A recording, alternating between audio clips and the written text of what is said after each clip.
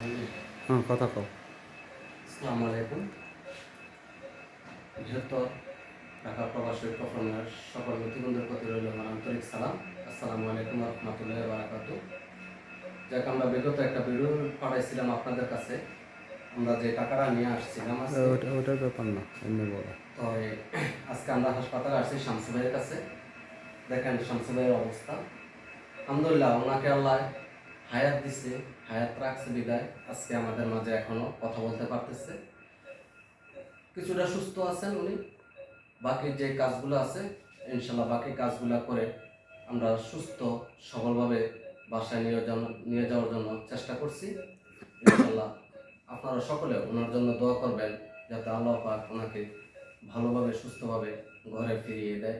ওর সন্তানের কাছে, বাবা মায়ের কাছে, ওর বউ আছে, সকলের কাছে, আমাদের সকলের মাঝে যেন উনি সুস্থভাবে ফিরে আসতে পারে।